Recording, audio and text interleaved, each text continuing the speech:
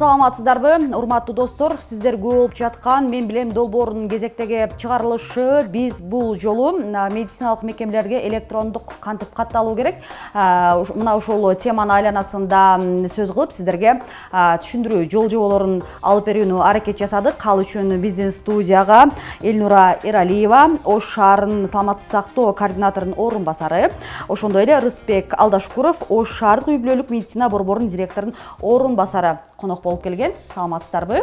Кош келиңиздер. Негизи ошол жарандарга биз алгач түшүндүрө өтөлү.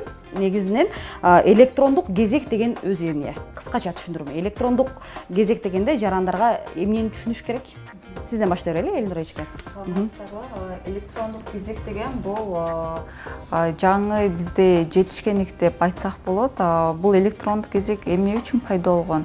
Биздин бейтаптарга жана бизге дарыгерлерге жеңилдик болсун деп. Электрондук кезек болгондо бул сиздер үйдө отуруп алып эле телефон аркылуу же болбосо интернеттен компьютер аркылуу биздин сайтты ачып эле ошол жерден кайсы врачка баргыңыз келет же болбосо кайсы обследование өткөнгүңүз келет, мисалы ЭКГ, УЗИ же невропатолог, кардиолог көрүнөм десеңиз же балаңызды көрсөтөм десеңиз, үйдө отуруп эле, например, жума күнү саат 3-кө барам деп ошол жерден запись кыласыз, болду.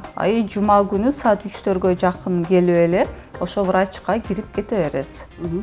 Рыспек мырза, сиз ушул баягы азыр Элнура айым айткан нерсени практикалык түрдө жарандарга дагы да түшүнүктүүрөөк кылып көрсөтүп берсеңиз деп атам да. Маселен, мен өзүм жашаган ушул аймактагы бул медициналык пунктта электрондук кезекке туруу аркылуу барууну чечтим. Ал үчүн мен кантип жазылышым керек? Биринчи кезекте жанагы электрондук кезек менен жазылышса, ошону кабыл ала турган дарыгерлер 1 жума, 2 жума алдын ким саат канчада келет, анын картасын алат, анализдерин карайт. То есть ошол келе жаткан пациент жөнүндө маалыматын полностью даяр болот дагы күтүп турат. Экинчи кезекте ошол кайрылган жарандар дагы өз убактысын жана азыр Элнура Карим айткандай, ошол белгиленген гана убакытта барат дагы, эч кандай кезек эме күтпөстөн кирип, ошол өзүнүн 20 мүнөт, 15 мүнөт эмесин көрүнүп чыга алат да. Бунун үчүн жазылуу үчүн 3 жолу бар. Биринчиси, эгерде азыр эми уюлдук телефону жок, саналуу эле адамдар колдонбой калса керек, азыр бардыгы эле колдонуп калды. WhatsApp эмелерди колдонуп атышпайбы? Мындан да оңой да алчы. Регистратура Медкейжи деген сайтты басып туруп эле кирет да, өзүнүн паспортный данныйын киргизсе, чыгып калат кайсы клиникага карайт, кайсы врачка карайт. Азыр мен көрсөтүп да берем. Экинчиден, бизде Ош шаарында мисалы 12 үй-бүлөлүк дарыгерлер топтору бар болсо, ошол улардын каттоо жайларында регистратурада телефондор бар. Жөн эле ошол жака телефондон звонок кылып, мен ушундай барайын дедим эле, мына врачка мени жазып коесуңар деп. Анан караса, жана врачтын графиги бар, саат канчадан кайсы мезгилинде бош болсо, саат, например, 11:20да же 9:50де ушундай сиздин мончого жазылдыңыз десе, биздин регистратурада да жазат. Азыр Мегакомдо да приложение бар да, электрондук кезек деген. Ошону басса эле Мегакомдон деле приложениясын көчүрүп, аны менен да жазылып алса болот да. Мисалы,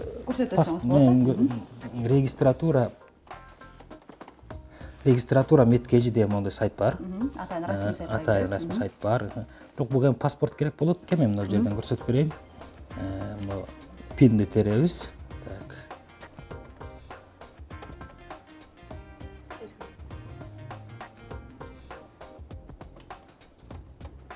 24 06 19.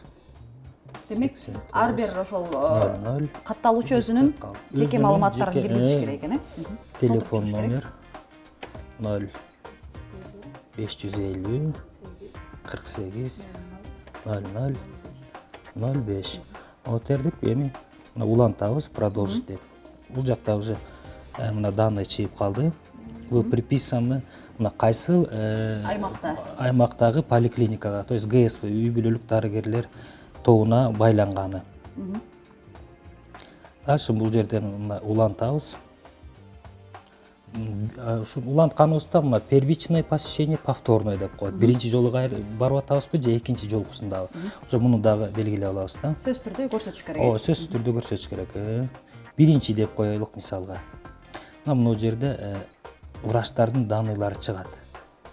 Бардык Элнура Каримовнанын Эралиева катталган үй бүлөлүк медицина борборунун мына врачтардын фамилиялары чыкты. Ушул жерден бир врач тандайт, мисалы үчүн мына Шамиева Жазгүл дейт. Продолжить, улантабыз. Качан бүгүн 14-түү, эртеге среда, четверг күндү тандайбыз мисалы. Четверг күнү мына Шамиеванын даныйлары чыйпылат. 12:30-дан баштап 16:40-ка чейин прием бар экен. Жалпы бир күндө 9 адамды прием кыла алат. Мына мисалы могу жерден белгилейбиз. 13:20да удобный болсо. Демек записаться. И все, мына могу жерде мондай болгон талону чыйып калат. На прием ГСВ специалист Шамиева Жазгүл, семейный врачы, и времясы көрсөтүлүп койгон 13:20-га жазылып калды. Болду, ушул талон менен бара берет. А тиги специалисттер, врачтарыбыздын өзүндө дагы алардын өздөрүнүн атайын кире турган эмеси бар. Киргенде көрүп турат дагы ким качан келет. Например, ушу Эралиева Элнура 16-сы күнү 13:20-да мага Эралиева Элнура келет деп. Ол уже заранее билет. Эралиева Элнуранын картасын даярдайт, башкаларын алат и так далее, и так далее. Бул да биринчи жолу. Талонду көрсөтүш керек деп, аны атайын. Талонду көрсөтпөсө деле ал врачыбызда биз азыр врачтарды дээрлик 80-90% мына компьютер менен камсыз кылганбыз да. И оптика волоконный деп коет, жанагы жогорку ылдамдыктагы интернет менен да. Ар бир баягы кабинеттерде уже компьютерлер коюлган, электрондук кезекте кимдер турат, бардыгын эмеде чыгып турат да. Компьютерден көрүп турат алар. Бул талонду көрсөтүш не обязательно. Ар бир ошол бейтаптык кабыл алууда өзүнчө мүнөттөр каралганбы? Канча мүнөттөн болжолдуу убакыт бөлүшөт биз дарыгерлер ар бир бейтапка? Ар бир бейтапка 25 мүнөттөн. Мисалы бул электрондук кезек бир эле үй бүлөлүк медициналык дарыгерлер топторунда эмес, ооруканаларда да бар. Ооруканаларга жатуу эмес, а именно диагностический бөлүмүндө да. Мисалы ооруканада билесиздер, УЗИ бар, ЭКГ бар, рентген бар, лаборатория бар. Ал жака деле биздин жарандар келгенде регистратурага келет. Регистратурадан мынадан мен өтүшүм керек дейт. И ошол жерден сразу талон берилет. Биринчи адам, экинчи, үчүнчү адам деп. Ошол талон менен келип элет. Ошол жарандын кезеги келгенде ал жерде бизде атайын мониторлор бар. Ал жерден уже, например, бир адам УЗИге кирип кетти, биринчи адам. Ал бүткөндө ошол жерде дарыгер өзү кийинки адамды чакырат и монитордон экинчи адамдын кезеги келди, кире бериңиз деп ал монитор уже өзү чакырып турат да адамдарды.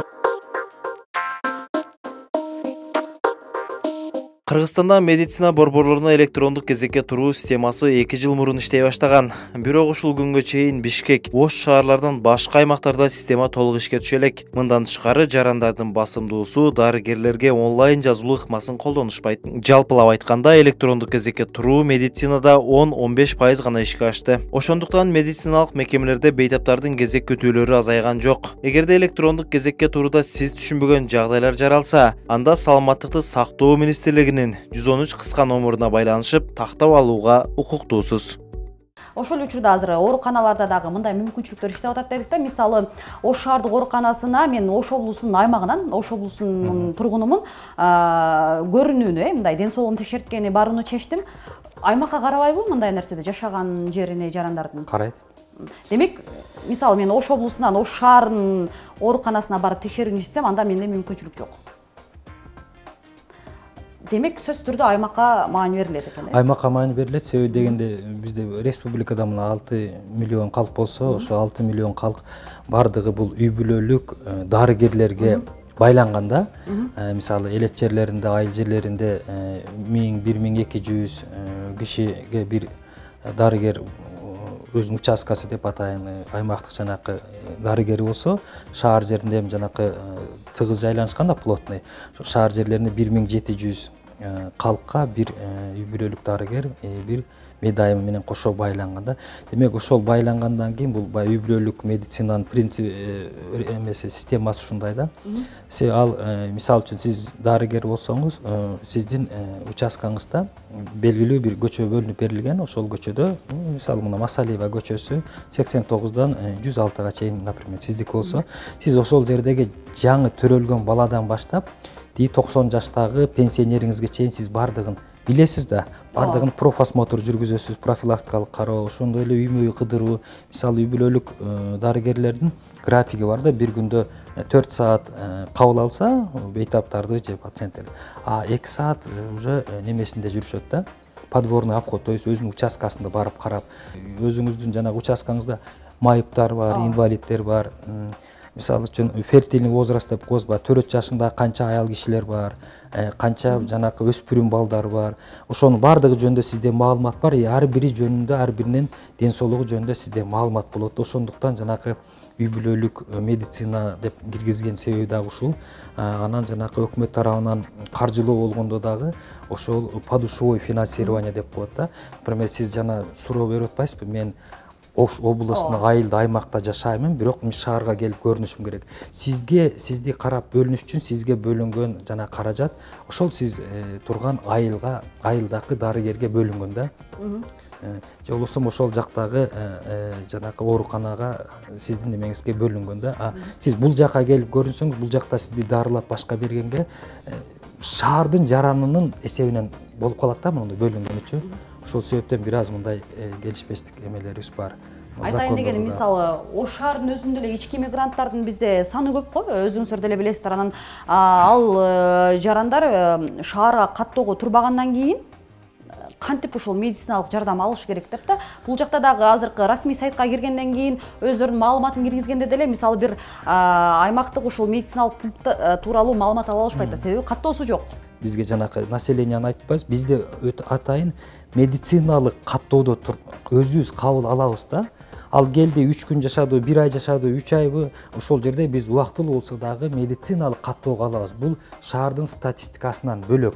Азыркы күндө, бүгүнкү күндө бизде 356.800 жаран азыр биздин электрондук базабызда, каттообузда турат. Биз ошончо калкты официально карап атабыз. Мындан сырткары дагы жанагы ички тышкы миграциянын эсебинен, андан сырткары мына аймактык жайланыш боюнча дагы Ош шаарынын тегерегинде Төлөйкөн, ушул эле мына шаардын чекесиндеги айылдар, Кызыл Байрак, Ишкабан, буларга эми 18 километр Кара Суга барып келиш узак да, алыс да.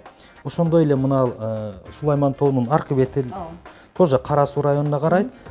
Булар бирок келип көрүнгөндө мына биздин Черемушкада жайланышкан мына 4-үнчү филиалыбыздан алышат, же болбосо мына эски автовокзалда жана 9-унчу филиалыбыздан барышат. Караганда эле жана Кара Суунун аймагы бизден жанакы медициналык жардамды бизден алышат да. Бирок ушуну дагы эл жакшы түшүнбөй жатат да. Биз силерге келип дейт поликлиникаңарга регистрация болсок, биздин нарактагы налог, сосфон, тиги төлөп аткан немелерибиз ушул жакка өтүп кетет экен дегендей мындай бир түшүнбөстүктөр бар да. Биз эми түшүндүрүү иштерин жүргүзүп атабыз, бирок толук кандуу жетпей атат да, ушулчу. Ошондо да өзүңүздөр каттоого алган гана, биз каттоого алган гана бейтаптар укуктуу кайрылууга сиздерге. Эми мындай да, бизде баягы Кыргызстанда конституция боюнча Кыргызстандын жараны, Кыргызстандын аймагындагы дарылоо алдын алуу мекемелеринен барып акысыз медициналык жардам алууга укуктуу деп конституциябызда көрсөтүлгөн да. Бирок ошондой эле баягы саламаттык сактоо министрлигинин да чыккан буйруктардын негизинде жанагы ар бир неме жаран өзүнүн жанакы катталган үй бүлөлүк дарыгерлер топторунан неме алынсын деген бир аз жанакы укуктук закон немелерди да бир аз мындай бир оңдоо түзүүгө муктаж болуп калган учурлар да бар да, кездешип калат да. Себеби конституция менен айрым мыйзамдарыбыз бири-бирине карама каршы келип калган жерлери да бар да. Демек, ошондо сиздер каттоо болгон ички мигрант болобу же ушул шаардын чегинде жайгашкан райондун тургундары болобу, сиздер каттоого алгандар электрондук кезек аркылуу дагы, жөн баруу аркылуу дагы кадимки ошол шаар тургундары эле сыяктуу медициналык тейлөөлөрдү алганга укуктуу. Бирок чыга берет. Ал райондо болсо деле мейли Чүй областынан келсин, мейли Нарындан келсин, жанакы электрондук кезегин ачып издегенде эле сразу чыгып калат кайсыл жерге байланган экеничи. Урматтуу достор, сиздерге кыскача түшүндүрмө, эгерде медициналык мекемеге атайын барып убакыт коротпоюн десеңиз, анда электрондук кезек системасын дагы пайдалансаңыз болот. Анда сиз кайсыл күнү, кайсыл саатта барып көрүнүүнү, убактысын өзүңүз тандап аласыз жана ал үчүн атайын расмий сайтка кирүү менен өзүңүздүн паспорттогу жеке маалыматтарыңызды толтуруп, кайсыл дарыгерге кайрылууну өзүңүз тандоо укугуна ээсиз. Ошондой эле, мисалы, ички мигрант болобу ал, маселен, менен Ош шаарында атайын каттоодо жок, а бирок ошол медициналык мекемелер каттоого алган жарандар дагы кадимки эле баягы каттоодо турган жарандар сыяктуу эле медициналык мекемелерде электрондук кезек аркылуу дагы жөн эле түз барса дагы тейлөөлөрдү алганга укуктуу экенин эскертебиз. Үй бүлөлүк медицина борборунун дарыгерлерине электрондук жазылуу үчүн регистратура Чекит Мед, Чекит KG сайтына киресиз. Электрондук порталдын башкы бетинде дарыгерге жазылуу бөлүмүнө ID картадагы жеке номурду жана телефон номуруңузду жазасыз. Жеке маалыматтарыңыз толтурулгандан соң, сиз кайсыл аймактагы канчанчы үй бүлөлүк медицина мекемесинде каттоого алынганыңыз чыгат. Анын негизинде сиз кайсыл дарыгерге жана кайсыл күнү саат канчада бараарыңызды толтуруп коесуз. Жыйынтыгында электрондук кезекке турганыңызды далилдеген талон менен дарыгердин көзөмөлүнө барсаңыз болот. Эгерде ошол убакытта башка маанилүү иштериңиз чыгып кала турган болсо, анда баш тартуу дегенди көрсөтүп коюңуз. Эскерте кетсек, сиз жазылган саатта башка дагы жарандар кезек күтүп турган болсо, электрондук түрдө кезекке жазылганыңыз үчүн сизге артыкчылык берилет. Тактап айтканда, белгиленген мөөнөттө тоскоолдуксуз медициналык көзөмөлдөн өтө аласыз. Жарандар эмнеден аксабатышат же эмнеден мындай ынанбай турушат, ошол боюнча айтып өтсөңүз. Жеңил деп атабыз, а бирок эмне үчүн биз элдерди ушундай электрондук кезек системасына үйрөтө албай атабыз? Себеби дегенде биринчи бул уже экинчи жыл болуп атпайбы электрондук кезек мененчи. Мурунку жылы башталган, аябай жакшы башталып, элдер дагы уже көнө баштаган болчу калк. Ошого жараша биздин дарыгерлерибиз дагы жанагы пандемия башталып кетпеди, пандемия шартында көрдүңүздөр, ушул мүчүлүштүктөр ушунун негизинен бир эле аркага тартылып калды да. Себеби дегенде ошентип жазылып, атайын электрондук кезек менен жазылып башка барган учурда ошол эле мезгилде биз дарыгерлерибиз мына стационар болобу, үй бүлөлүк поликлиникаларда иштеген дарыгерлер болобу, медайымдар. Ушулардын баары жанагы атайын иш-чараларга тартылып, анан ошол мезгилде ал кабыл ала албай, мисалы 3-4 дарыгердин ордуна бир дарыгер жанагы дежурный деп коесу, дежурный болуп кабыл алып калып, ушундай болуп атпайбы? Эми азыркы күнгө чейин эле мына пандемиянын эмесин түгөтө албай жатабыз да. Бирок ошол эле мезгилде азыр кайра баягы ордуна келип калды. Мисалы жаран келип, сиз мисалы келип туруп мага кайрылган болсоңуз, мен сизди бүгүн көрдүм, дагы бир 2-3 изилдөөгө же башкага жиберсем, айтамын да, эжеке сиз жума күнү же мына четверг күнү саат мынчага келиңиз, мен сизди мына электрондук кезекке жазып коеюн деп. Мен да өзүм неме жазып койсом болот да, сиз да уже билесиз. Всё хорошо, мен саат 2:30 ушул дарыгерге барышым керек дегендечи. Азыр бул ишти кайрадан да биз жандандырдык. Азыр мына бүгүнкү күндө уже бүгүн уверен айтсак болот, мына уже ишке кирип, азыр кайрадан мына амбулатордук службабыз же болбосо баштапкы медициналык жардам көрсөтүү поликлиникалардагы уже жанданып, азыр кайрадан өзүнүн угуна түшүп атат да. Мисалы кайсыл бейтаптар оорусунун түрүнө жараша дейбизби, ден соолугунун түрүнө жараша электрондук кезек күтүүдө мисалы жеңилдик берилет. Азыр эми адамдардын абалына жараша эми түрдүү оорулар, категориялар бар го. Балким бирөөнүн ден соолугу, маселен менин ден соолугума караганда абалы оорураак дейли. Бул жерде да тартиптер бар. Ар бир жаранга эле бирдей мамиле болбойт. Мисалы үчүн сиз балаңызды алып келдиңиз, поликлиникага деп коелу. Бирок ал жерде электрондук кезек менен башка эже да баласын алып келди. Сиздин электрондук кезегиңиз жок. Бирок ошол эженин убагы келип калды. Бирок сиздин балаңызда мисалы температурасы өтө бийик болсо, анда дарыгер биринчи сиздин балаңызды алып кирип кетет. Биринчи сиздин балаңызды көрүп, сиздерге жардам көрсөтүп, анан кийин багы эженин баласын көрүп кетет. Ошондой эле ооруканаларда мисалы айтып кетсек 80ге чыкканда адамдар бирөөсүнүн ден соолугу жакшы, бирөөсү мисалы үчүн баса албайт, же болбосо операциядан кийин бир протездери бар. Ошол жерде дагы экөө бир учурда мисалы электрондук кезеги жок эле, как живая очередь болуп келип калса, ким биринчи келген эмес, кимдин абалы оорураак болсо, биринчи ошол бейтапты алып кирип кетишет. Аябай көп болуп атпайбы, мына проблемный болуп, кант диабети менен сахарный диабеттиктер аябай көп да. Ушулар келет дагы дарыгерге көрүнүп, өздөрүнүн жанагы 1 жумалык, 2 жумалык жанагы дарыларын алып кетишет. Протофан, актропит, жанагы инсулиндеринчи шприцтер менен алышат. Буларда азыр биз ушу электрондук кезекке коюп эмеге өткөзө элекпиз да. Хотя дарыгерлерибиздин электрондук кезеги бар, жазылса дагы, бирок буларда келишет да, жана талон алып алышып, 20 киши, 30 киши. Себеби булар действительно жанакындай очередке кезекке коюп неме кылыш кыйын болуп калат да. Себеби булар бир күндө 2 жолу 3 жолудан жанакы уколун алып сайынып турушат да. Ошол себептен мындай өзгөчөлүктөр бар. Ушундай эле кардиологдо дагы ушу окшогон неме бар. Анан мына онкологторубузда дагы ушундай булар жанакы өзгөчө шишек оорулары менен де онкологиялык оорулар, ошол себептен булардыкын жанакы электрондук кезектен келсе да болот, бирок эми буларга бир өзгөчөрөөк мамиле менен эме коюлат да, кезеги дагычы. Абалы себеби булар түшүнүктүү да эме келип. Сааттап убакытты коротпостон атайын талон аркылуу кезекке туруп, каалаган дарыгерге барып, ден соолугуңузду көзөмөлдөтүп алсаңыз болот. Азыркы учурда эми ошол биздин адистер айтып атат, электрондук кезек системасы жакшы жандан элек. Бейтаптардын, тактап айтканда, жарандардын көпчүлүгү бул система боюнча иштебей эле, жөн эле баягы туура эле ошол дарыгерлерге барышат деп.